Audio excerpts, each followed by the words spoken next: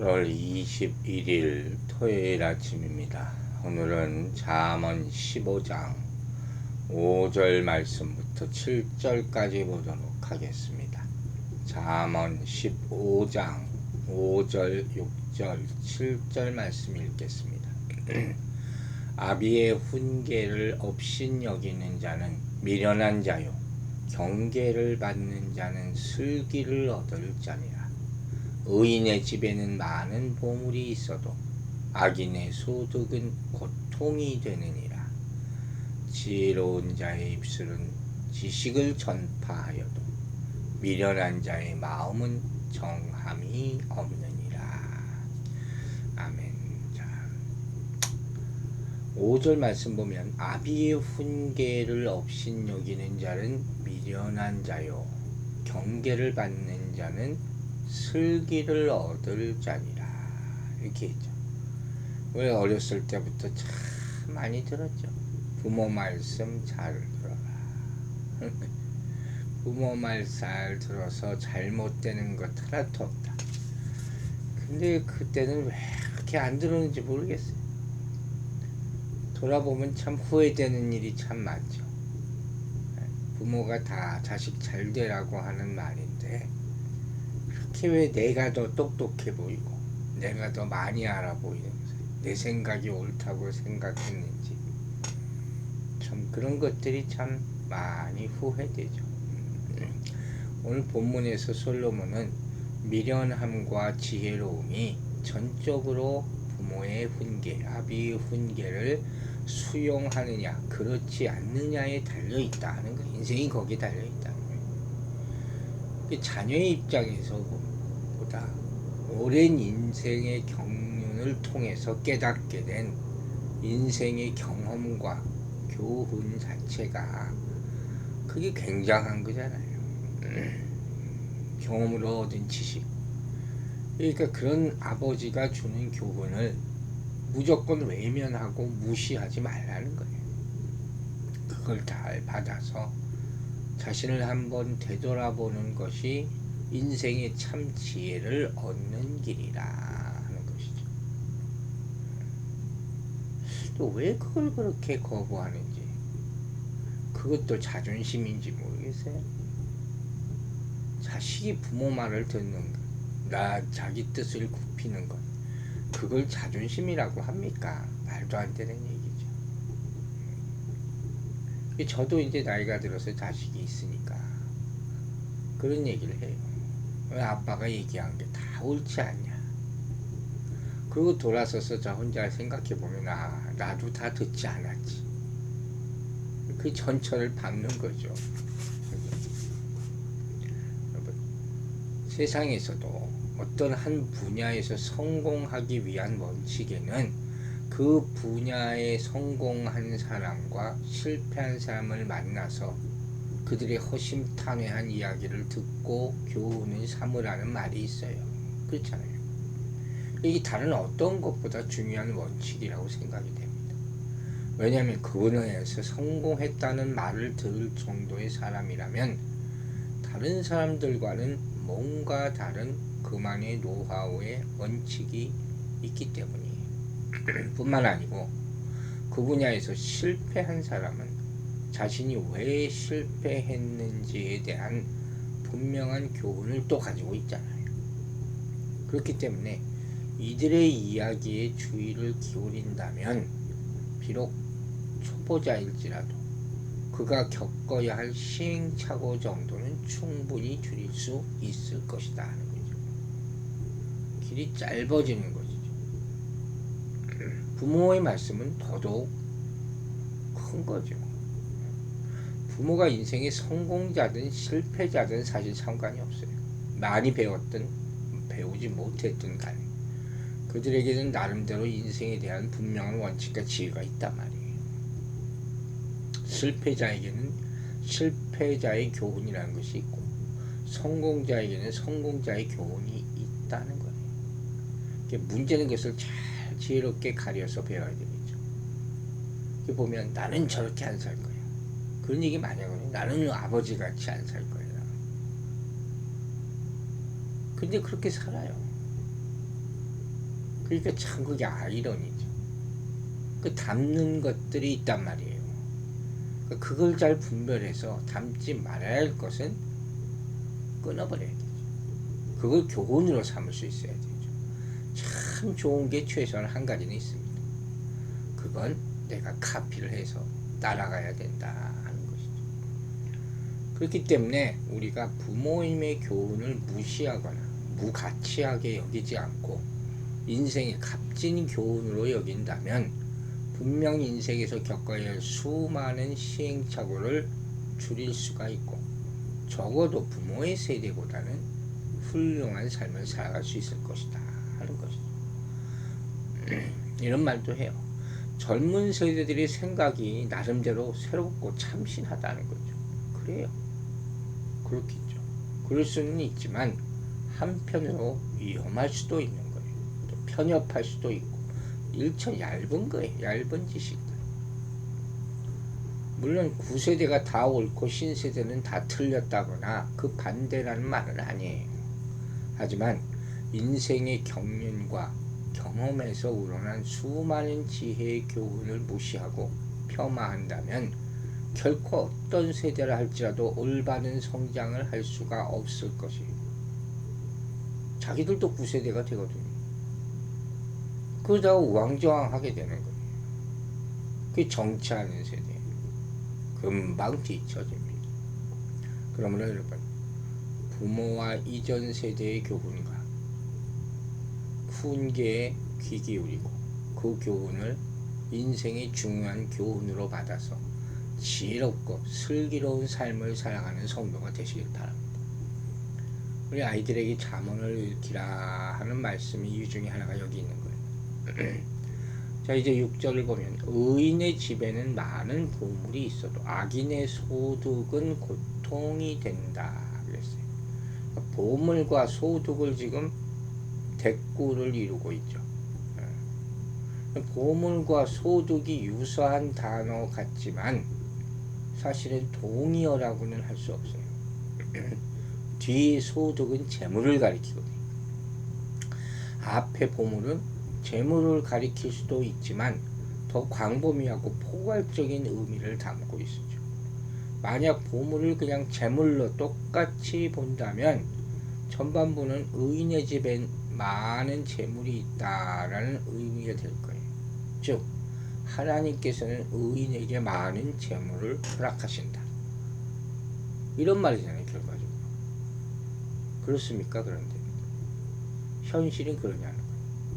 하나님이 의인에게만 많은 재물을 허락하십니까? 그렇지만은 않아요.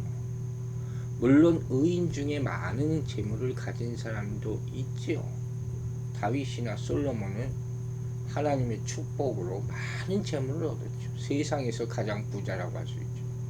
욥 같은 경우에도 동방의 가장 큰 자라고 했어요. 종들도 무수히 많았다. 의로운 자, 부자였다 하는 거죠. 하지만 의인 중에 이렇게 많은 재물을 소유한 사람은 그렇게 많지 않아요. 정말 드물단 말이에요. 따라서 하나님께서 의인에게 많은 재물을 허락하신다 하면 성도들 중에 가난한 자는 뭡니까? 의인이 아닙니까? 이 앞뒤가 안 맞는 얘기예요. 또 반대로 재물이 많은 자는 다 의인입니까? 그럼 이것도 아니잖아요. 그러므로 보물은 재물로 볼 수가 없다는 거예요. 재물은 보물에 포함될 수는 있어도 보물이고 재물은 아니다라는 거죠. 여러분, 세상 사람들은 재물 이퀄 보물로 여길 수도 있어요. 다 돈으로 보니까. 하지만 물질, 재물 이것이 곧 진정한 보화다 할 수는 없는 거예요. 즉 여기서 말하는 보물은 뭐겠어요? 하나님이 주신 것이죠. 가정의 평안, 사랑, 소망, 믿음, 또 물질과 관련해서는 땀 흘려서 일해서 얻는 정직한 재물의 가치, 이런 것들이죠. 진정한 행복, 이런 것들. 이게 보화죠. 이게 보물이라는데 구별이 가시겠습니까? 세상의 대부분의 사람들이 행복을 재물로 얻으려 합니다. 얻을 수 있다고 생각하지만 재물을 얻는 즉시 행복을 잃어버린 사람이 많습니다. 행복은 그런 것들로 얻어지는 것이 아니기 때문에 진정한 행복은 참된 가치를 지닌 보물, 앞에서 얘기한 것들, 사랑과 소망과 믿음, 이런 것들을 통해 얻어지는 거예요. 이런 보물이 많으면 많을수록 그 개인과 가정이 행복해지겠죠. 근데 하나님은 의인의 집에 이러한 보물을 많이 허락하여 주신다, 그렇게 얘기합니다. 그러므로 비록 눈에 보이는 재물이 악인들에 비해서 적다 해도 그 의인과 그 가정은 행복을 누리게 되는 것이에요. 그에 비해서 이제 악인은 어떻습니까? 악인은 오로지 물질만 보물로 여겨요. 재물을 얻는데 수단 방법을 가리지 않게 되는 것이죠. 저걸 얻으면 내가 행복해지겠지. 악한 일도 서슴지 않게 되는 것이죠. 처음부터 그러지 않죠. 그러니까 점점 그 맛을 보는 것이죠. 다른 사람의 재산을 강제로 빼앗거나 타인을 속이는 등의 방법으로 재물을 얻게 된다는 것이죠. 타인이 불행해지잖아요. 한 사람이 이렇게 되면 당연히 다른 사람은 불이익을 당하게 되는 거예요. 그런데 이러한 악인의 재물에 대해서 성경은 뭐라고 얘기합니까? 악인의 소득은 고통이 된다. 그냥 무용지물 정도가 아니라 고통이라고 했어요. 이 악인들은 행복을 얻기 위해서 수단 방법을 가리지 않고 그것을 긁어 모았는데 이렇게 모은 재물이 도리어 고통만 준다 하는 그런 뜻이에요. 여러분 잘 생각하셔야 돼요. 악인의 소득은 겉으로는 풍요롭고 안락한 삶을 제공해 줄 수 있을지 모르지만 그것을 모든 악인의 양심을 자극해서 끝없는 고통과 불안을 가져다 줍니다. 불법으로 돈을 번 사람, 그래서 감옥에 가 있는 사람들을 보세요. 그 인생이 행복합니까? 언제 붙잡힐지 못해서 전전전긍긍하다가 그렇게 되는 거예요. 그러므로 불의한 방법으로 재물을 모은 사람일수록 집에 담을 높게 쌓고 각종 방법 장치를 해놓을 수밖에 없는 것이죠. 경호원을 두고 이거에 그 사람이 그만큼 불안을 느끼고 살고 있다는 것을 반증하는 거죠. 자, 그렇다면 과연 이런 사람이 행복할 수 있겠냐는 거죠. 그래서 성경이 말합니다. 악인의 재물은 행복이 아니라 고통을 줄 뿐이다. 게다가 악인들은 궁극적으로 그 불의한 재물로 인하여 영원한 고통의 심판을 받게 될 것입니다. 결말이 그렇다는 것이죠. 그래서 악인의 소득은 결국 고통이 된다. 이렇게 성경이 단정 짓고 있는 것입니다. 이제 7절을 보면 지혜자의 입술, 즉 말이죠. 이것과 미련한 자의 마음을 대조시킵니다. 지혜자의 입술과 미련한 자의 마음. 먼저 앞에서 지혜자의 입술은 지식을 전파한다. 당연하겠죠. 가지고 있는 게 지혜니까. 이 전파한다는 건 퍼뜨린다는 거잖아요. 흩어서 뿌린다. 씨를 뿌리듯이, 복음을 뿌리듯이 뿌린다는 거예요. 이 지혜로운 자는 지식을 적극적으로 전하고 가르친다 하는 것을 보여주는 말씀이죠. 이건 지혜라는 것은 내가 받는 것이고 내가 소유하는 것이죠. 그리고 내가 공유해야 하는 것이다. 내 개인이 전유물이 아니에요. 이웃과 더불어서 나눠야 될 것, 반드시 알려야 될 것, 가르쳐야 될 것, 이게 지혜라는 말씀이죠. 반면에 하반절을 보면 미련한 자는 마음에 정함이 없다. 이 정함이 없다 하는 것은 여러 가지 의미를 가지고 있는데 제가 좀 찾아봤더니 이런 거예요. 능동태 분사형으로 사용될 때는 옳다 하는 거예요. 옳다, 마땅하다. 이게 정함이 없다 하는 것은 마땅하지 않다 그러겠죠. 또한 분사로 사용될 때는 이처럼 이렇게, 부사로 사용될 때 이렇게 하는 뜻이에요. 또 명사로 사용될 때는 받침, 자리, 및, 굳건하다, 굳건한 기초다 하는 그런 뜻을 가지고 있어요.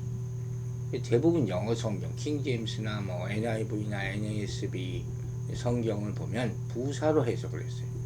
그래서 정함이 없다. 이것을 그렇지 않다 하는 의미로 번역했다는 거예요. 그러니까 이 해석에 따르면 지혜로운 자의 입술은 지식을 전파해도 미련한 자의 마음은 지식을 전파하려는 생각조차 가지고 있지 않는다. 아시겠죠? 이게 정함이 없다. 안 한다는 거예요. 좋은 걸 가지고도 나누지 않는다는 거예요. 또 앞서 말한 능동태 분사형으로 이해해서 옳다라는 의미로 보아 정함이 없다는 것을 그럼 옳지 않다, 올바르지 않다 이렇게 이해할 수도 있죠. 이것은 미련한 자의 마음이 그릇되다 이렇게 이런 의미가 될 수가 있겠죠. 또 한글 개역 성경은 명사로 이해했거든요. 그래서 정함이 없다는 것은 기초가 없이 흔들린다. 미련한 자의 마음이 없다는 거예요. 다 일맥상통하는 얘기. 아무 의미가 없다는 거죠.